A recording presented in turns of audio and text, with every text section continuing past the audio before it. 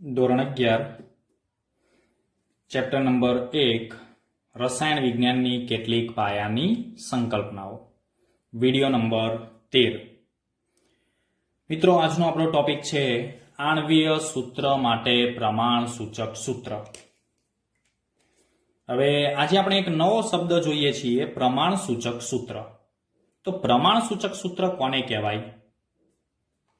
આણ્વીય સૂત્રની આપણે સમજ તો મેળવેલી છે કે કોઈ પણ સંયોજનમાં તેના જે ઘટકો હોય છે, તેના જે તત્વો હોય છે, એ તત્વોની ચોક્કસ સંખ્યા સાચું સૂત્ર જેને આપણે આણ્વીય સૂત્ર તરીકે ઓળખીએ છીએ। પરંતુ પ્રમાણ સૂચક સૂત્ર કોને કહીશું તો એના વિશે આપણે પહેલા સમજીએ।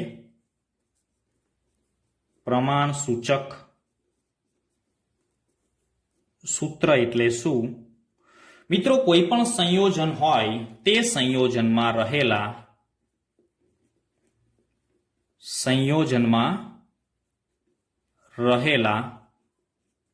જુદા જુદા પરમાણુઓની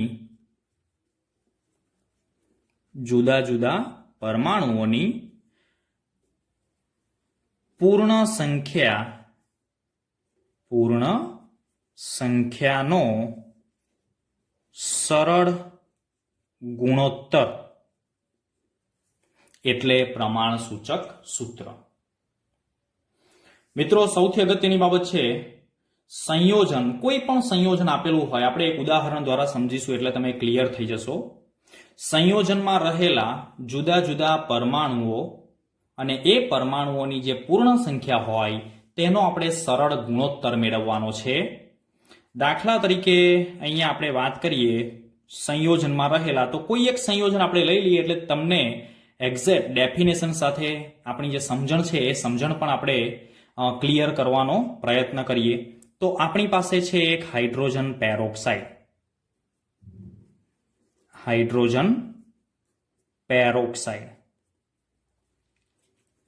મિત્રો, હાઇડ્રોજન પેરોક્સાઇડનું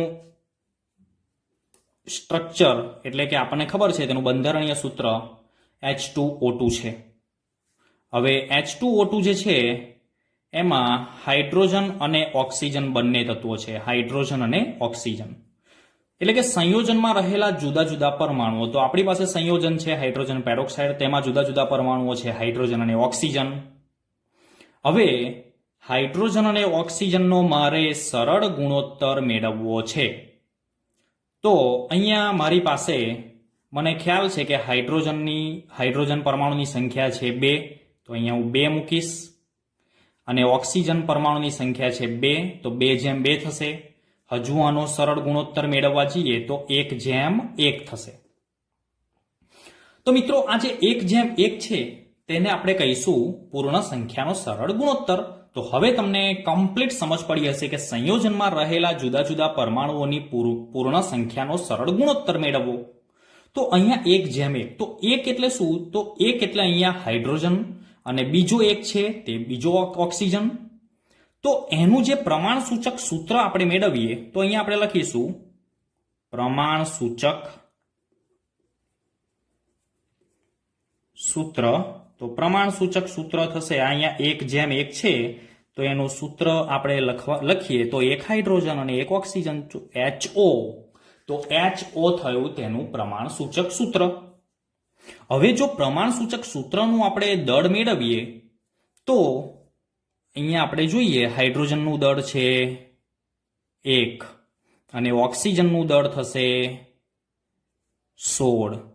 તો ટોટલ પ્રમાણ સૂચક સૂત્રનું જે દળ છે તે 17 AMU થશે, જેને આપણે કહીશું પ્રમાણ સૂચક સૂત્ર દળ।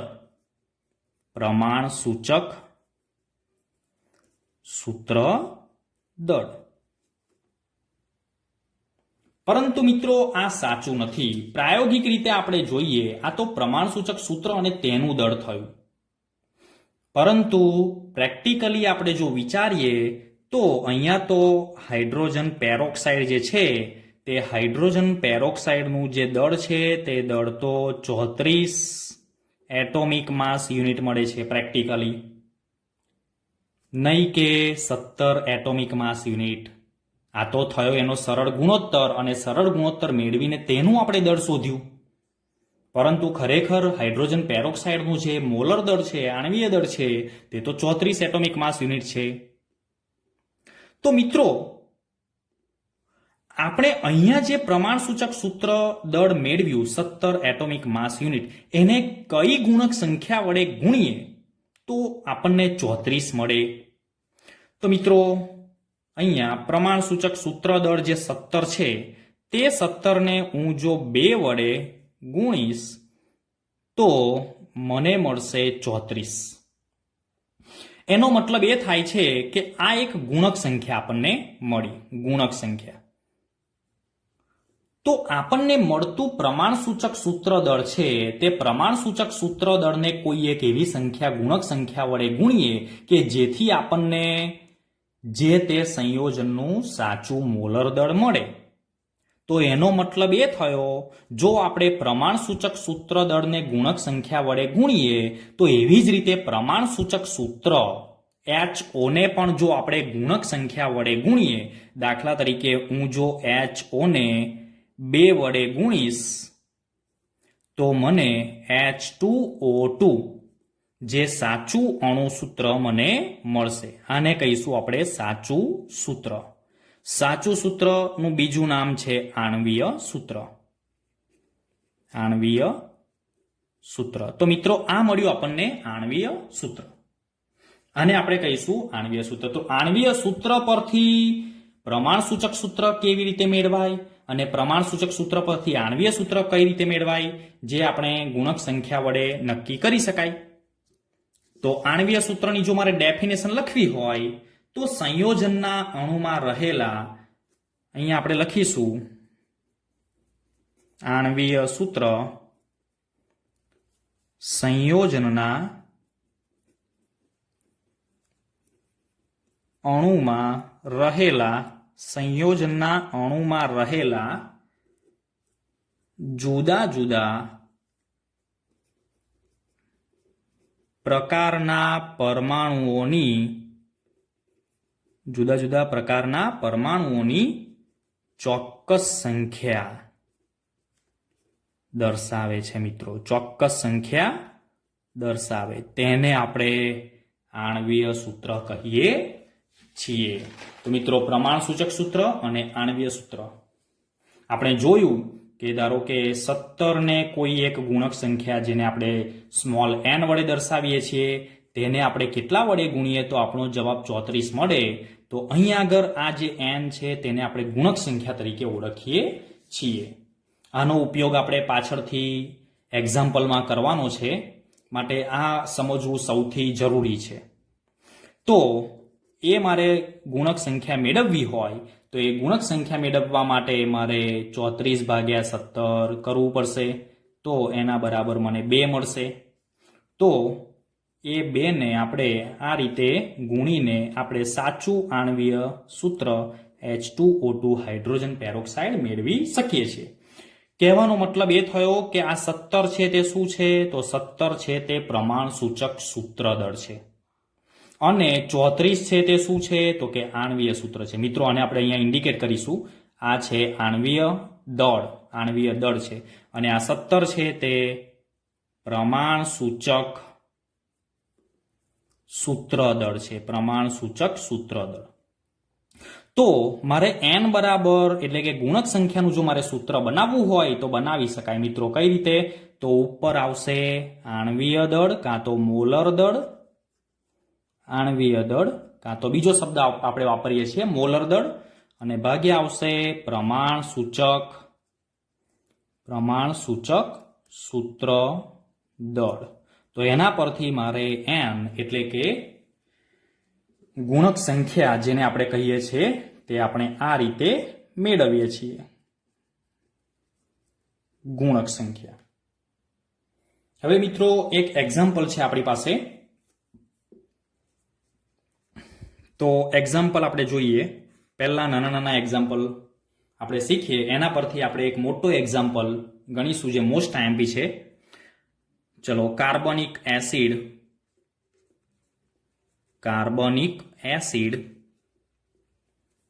નું અણુસૂત્ર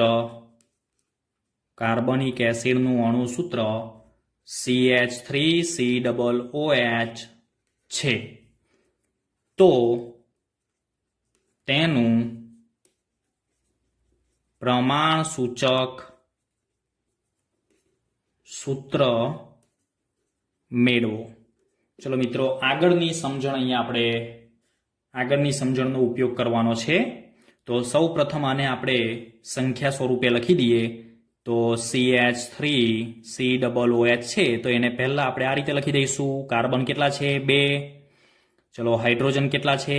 તો 3 ને 1 4. ઓક્સિજન કેટલા છે? 2. હવે આપણને ખબર છે કે ગુણક સંખ્યા આપણે મેળવવી પડે. તો અહીં આગળ આપણે પ્રમાણસૂચક સૂત્ર મેળવવું છે તો આપણે ગુસા લઈ લઈશું. કોનો ગુસા લેવાનો છે આપણે? તો 2, 4 અને 2 નો આપણે ગુસા લઈશું. દર વખતે આપણે આ જ પદ્ધતિનો ઉપયોગ કરવાનો છે. 2, 4 અને 2 નો ગુસા આપણને મળશે 2. તો આપણને જે અહીંયા કાર્બનની સંખ્યા 2, હાઇડ્રોજનની 4 અને ઓક્સિજનની 2 એ દરેકને 2 2 વડે આપણે ભાગીશું તો આપણને પ્રમાણસૂચક સૂત્ર આપણને મળશે C1. જો 2 ને 2 વડે ભાગીશું તો એ 1. હાઇડ્રોજન 4 છે તો એને 2 વડે ભાગીશું તો 2. ઓક્સિજન 2 છે તો એને 2 વડે ભાગીશું તો 1. તો આ રીતે એને મૂકી દઈશું CH2O. અહીંયા 1 1 મૂકવાની જરૂર નથી. તો આ રીતે આપણે એનું પ્રમાણસૂચક સૂત્ર મેળવીએ છીએ. પ્રમાણસૂચક સૂત્ર. ચલો, એક બીજો એક્ઝામ્પલ લઈએ. તો બીજા એક્ઝામ્પલમાં આપણે સરળ સંયોજન H2O નું પ્રમાણસૂચક સૂત્ર મેળવો. તો સૌ પ્રથમ આપણે H2O ની અંદર આપણને ખ્યાલ છે એનો HCF લઈશું એટલે કે ગુસા લઈશું. તો એનો ગુસા આપણને મળશે ગુરુત્તમ સામાન્ય અવયવ H2O નો આપણને મળશે. તો અહીંયા 2 છે અને 1 છે. તો 2 અને 1 નો આપણને મળશે અહીંયા 1. ગુરુત્તમ સામાન્ય અવયવ તેનો મળશે 1. તો અહીંયા 2 અને અહીંયા ઓક્સિજન 1 છે તો બંનેને આપણે 1 1 વડે ભાગીએ તો પ્રમાણસૂચક સૂત્ર H2O જ મળશે. એટલે તેનું આણ્વીય સૂત્ર અને પ્રમાણસૂચક સૂત્ર સરખું જ મળશે. તો મિત્રો, આ રીતે આપણે કોઈ પણ આણ્વીય સૂત્ર હોય તો તેનું પ્રમાણસૂચક સૂત્ર તે સંયોજનમાં રહેલા તત્વોની સંખ્યાનો ગુસા લઈને આપણે શોધી શકીએ છીએ. ચલો મિત્રો, હવે આપણે એક બીજો સૌથી અગત્યનો એક્ઝામ્પલ આપણે ગણીશું. એ એક્ઝામ્પલ છે, આપણે પહેલા તેને સમજી લઈએ. તેની જે રકમ છે રકમને સમજી લઈએ. ફરી જ આપણે કેવી રીતે આપણે એને ગણીશું તે પણ આપણે બહુ જ સારી રીતે અહીંયા સમજવાનો છે. ત્યાર પછી જ આપણે આના જેવા બીજા એક્ઝામ્પલની આપણે પ્રેક્ટિસ કરીશું. ચલો, કહેવાનો મતલબ કે કોઈ પણ સંયોજન મિત્રો હોય એ સંયોજનમાં જે તે તત્વોની ટકાવારી આપેલી હોય અને તેનું આણ્વીય દળ આપેલું હોય તો તેના પરથી આપણે પ્રમાણસૂચક સૂત્ર અને આણ્વીય સૂત્ર કેવી રીતે મેળવી શકાય તેની સમજણનો આ એક એક્ઝામ્પલ છે. હું જે બોલ્યો એ જ છે અહીંયા. મિત્રો, રકમને આપણે ખાસ કરીને ધ્યાનથી આપણે સમજી લઈએ. એક કાર્બનિક પદાર્થમાં કાર્બન, હાઇડ્રોજન અને ઓક્સિજન ત્રણ તત્વો આપેલા છે. તેમનું ટકાવાર પ્રમાણ અનુક્રમે કાર્બનનું છે 54.55%, હાઇડ્રોજનનું છે 9.06% અને ઓક્સિજનનું છે 36.39%. તો આપણી પાસે જે કાર્બનિક સંયોજન છે તે કાર્બનિક પદાર્થમાં આપણને કાર્બન, હાઇડ્રોજન અને ઓક્સિજનનું ટકાવાર પ્રમાણ આપેલું છે.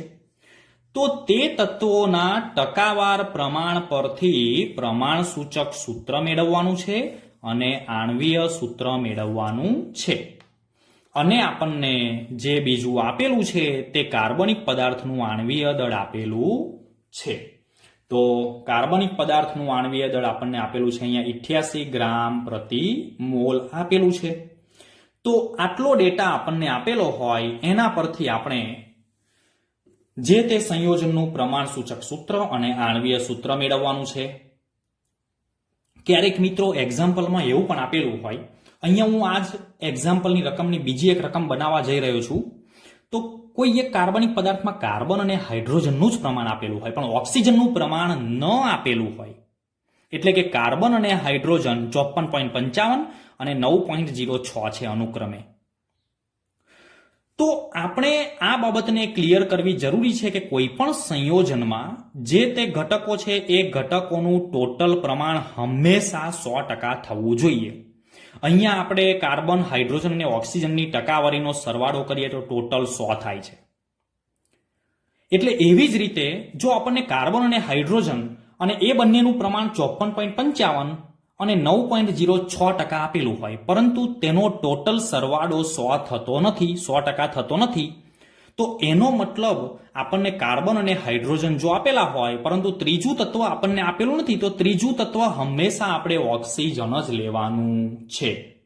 તો બીજા કોઈ એક્ઝામ્પલમાં આ રીતે તમને ઓક્સિજન વગરનો પણ એક્ઝામ્પલ આપેલો હોય અને ટોટલ ટકાવારી 100 ન થતી હોય, તો ત્રીજું તત્વ તરીકે તમારે ઓક્સિજન લેવાનું છે. ચલો હવે આપણે આ એક્ઝામ્પલ ગણવાનો પ્રયત્ન કરીએ. મિત્રો, સૌથી પહેલા આપણું પહેલું સ્ટેપ છે, તો આપેલ રકમ પરથી આપણે પહેલા તત્વોની સંજ્ઞા મૂકીશું. તો આપણી પાસે તત્વો છે કાર્બન, હાઇડ્રોજન અને ઓક્સિજન. તો અહીંયા સૌથી પહેલા આપણે મૂકીશું કાર્બન. બીજું તત્વ છે આપણી પાસે હાઇડ્રોજન અને ત્રીજું તત્વ છે આપણી પાસે ઓક્સિજન. તો મિત્રો, આ રીતે આપણે સૌ પ્રથમ તત્વોની સંજ્ઞા મૂકી દઈશું. તમારે પણ આ રીતે ટેબલ બનાવી દેવાનું છે. જે તે તત્વોનું પરમાણ્વીય દળ પણ આપણે જાણતા હોવા જોઈએ. તો કાર્બનનું પરમાણ્વીય દળ બીજા સ્ટેપમાં આપણે મૂકીશું 12, જે આપણે જાણીએ છીએ. હાઇડ્રોજનનું પરમાણ્વીય દળ 1 અને ઓક્સિજનનું પરમાણ્વીય દળ 16. હવે ત્રીજા સ્ટેપમાં આપણે શું કરીશું, તો કે જે તે તત્વના ટકાવારી પર્સન્ટેજ મૂકીશું. તો કાર્બનના પર્સન્ટેજ છે અહીંયા 54.55, હાઇડ્રોજનની ટકાવારી છે 9.06 અને ઓક્સિજનની ટકાવારી છે 36.39. તો સૌથી પહેલા તત્વોની સંજ્ઞા, ફરી આવશે તત્વોનું પરમાણ્વીય દળ અને ફરી આવશે બધા જ તત્વોની ટકાવારી મૂકીશું. હવે આપણે મિત્રો શોધવાનું છે પરમાણુનો ગુણોત્તર. તો પરમાણુનો ગુણોત્તર કેવી રીતે શોધી શકાય તે આપણે ખાસ ધ્યાનથી જોવાનું છે. તો જે તે પરમાણુ અહીંયા છે એ પરમાણુ કેટલી સંખ્યા ધરાવે છે, તો તે શોધવા માટે તેના જે પર્સન્ટેજ છે એ પર્સન્ટેજના ભાગ્યા તેનું પરમાણ્વીય દળ કરવું પડે. ખાસ આપણે ધ્યાન રાખીશું. હવે અહીંયા તત્વના પર્સન્ટેજ ટોટલ તો 100 થવાના જ છે. એટલે તત્વના પર્સન્ટેજને જો તમે તેને ગ્રામમાં દળ તમે સ્વીકારો તો પણ ચાલે. તત્વના પર્સન્ટેજ અહીંયા ટોટલ 100 છે, તો 100ના અનુસંધાનમાં જો આને આપણે દળ ગણીએ તો પણ ચાલે. 54.55 ગ્રામ, 9.06 ગ્રામ, 36.39 ગ્રામ. તો એ રીતે પણ આપણે લઈ શકીએ. તો ચલો હવે આપણે એનો પરમાણુનો ગુણોત્તર આપણે મેળવીશું. તો પરમાણુનો ગુણોત્તર થશે અહીંયા 54.55 ભાગ્યા 12. તો એનો જવાબ આવશે 4.55. બીજું આપણે કરીશું 9.06. ચલો એનું પરમાણ્વીય દળ છે 1, એટલે એનો જવાબ આવશે 9.06. અને ત્રીજામાં 36.39 ભાગ્યા 16. ચલો એનો જવાબ આપણે મેળવીશું 2.27. તો મિત્રો, આ થયો પરમાણુનો ગુણોત્તર. પરમાણુના ગુણોત્તરને આને આપણે મોલ પણ કહી શકીશું. તમારી ટેક્સ્ટ બુકમાં જે કોયડો આપેલો છે મિત્રો, એ કોયડો એની અંદર પરમાણુના ગુણોત્તરને મોલ કહેલો છે.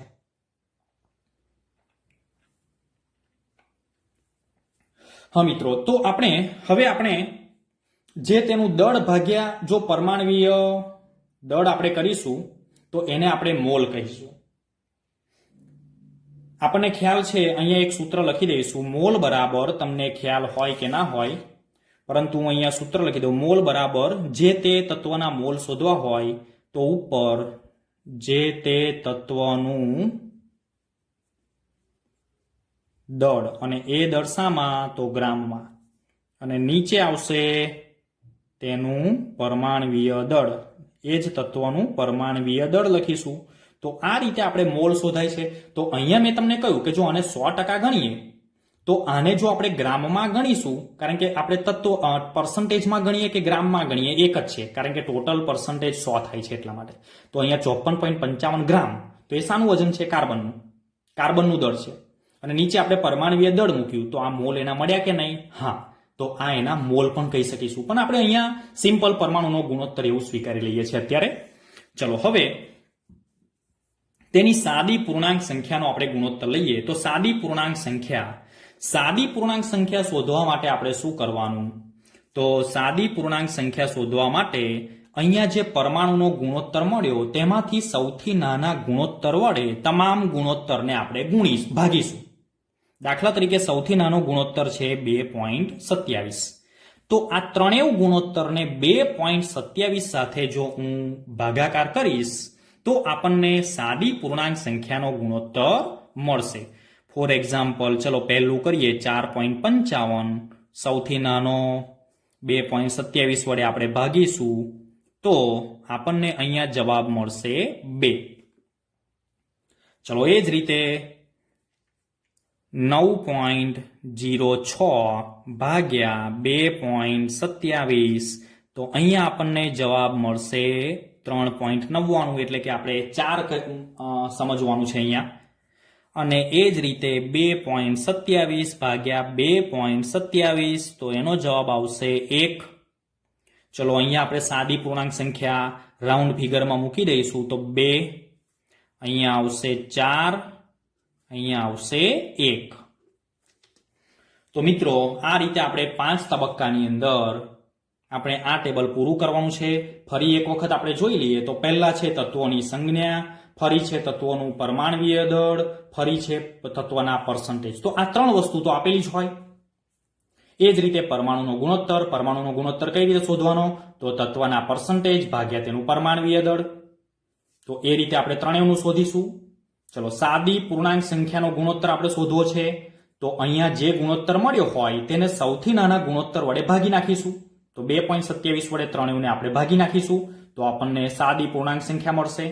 અને એના કરતા પણ સાદી પૂર્ણાંક સંખ્યા અહીંયા જોઈએ તો અહીંયા 2 છે તો 2 સાદી પૂર્ણાંક સંખ્યા છે, 3.99 છે તો એ 4 ની નજીક છે એટલે 4 મૂકીશું, અને અહીંયા 1 છે તો 1 મૂકીશું.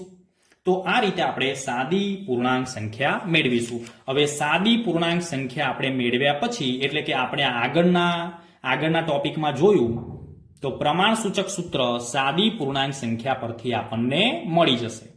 તો મિત્રો આપણને ખબર છે તો કાર્બન, હાઇડ્રોજન અને ઓક્સિજન, ચલો એના તત્વોનું પ્રમાણ આપણને મળ્યું 2:4:1. તો એનું પ્રમાણસૂચક સૂત્ર થશે તો C2H4O1. તો આ થયું પ્રમાણસૂચક સૂત્ર. તો સૌથી પહેલા આપણે ટેબલનું કામ પૂરું કર્યા પછી આપણે પહેલા પ્રમાણસૂચક સૂત્ર મેળવીશું. હવે તેનું સૂત્રદળ મેળવીશું. પ્રમાણસૂચક સૂત્રનું સૂત્રદળ મેળવીશું. તો પ્રમાણસૂચક સૂત્રદળ તો કાર્બન, તો અહીંયા સીધું જ લખું છું, કાર્બનનું દળ છે 12, તો 12 દુ આપણે 24 મૂકીશું. હાઇડ્રોજનનું દળ છે 1, તો 4 એકા 4, અને ઓક્સિજન એક જ તત્વ છે એટલે 16 એકા 16. તો ટોટલ થશે આપણને અહીંયા આગળ 44 ગ્રામ સૂત્રભાર, એવું આપણે લખી શકીએ, પ્રતિ સૂત્રભાર. હવે આપણે શું શોધવું પડશે? આપણું પહેલું જે છે પ્રમાણસૂચક સૂત્ર આપણે ક્લિયર થઈ ગયું. પ્રમાણસૂચક સૂત્ર આપણે મેળવી દીધું. ત્યાર ફરી આપણે અણુસૂત્ર મેળવવું છે. તો અણુસૂત્ર મેળવવા માટે આપણને જરૂર છે ગુણક સંખ્યા. મેં તમને આગળ પણ શીખવ્યું કે ગુણક સંખ્યા વાળું સૂત્ર કયું છે? ગુણક સંખ્યા n બરાબર આણ્વીય દળ ભાગ્યા સૂત્ર દળ. તો આણ્વીય દળ મિત્રો તમને રકમમાં આપેલું છે, જોઈ લઈએ આપણે કેટલું છે 88.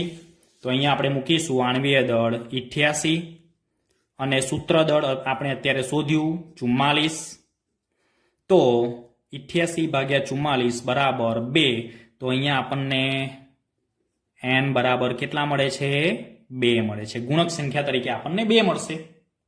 તો હવે આપણે શું કરવાનું છે? અણુસૂત્ર મેળવવા માટે આપણે પ્રમાણસૂચક સૂત્રને એટલે કે C2H4 અને O ને આપણે કેટલા વડે ગુણવું પડે? 2 વડે ગુણી નાખીશું. એટલે કે C4H8O2. તો આ થયું આપણું પ્રમાણસૂચક સૂત્ર. આ રીતે આપણે કોઈ પણ કાર્બનિક પદાર્થની અંદર તત્વોની ટકાવારી આપેલી હોય અને તેનું આણ્વીય દળ આપેલું હોય તો આપણે પ્રમાણસૂચક સૂત્ર અને આણ્વીય સૂત્ર નક્કી કરી શકીએ.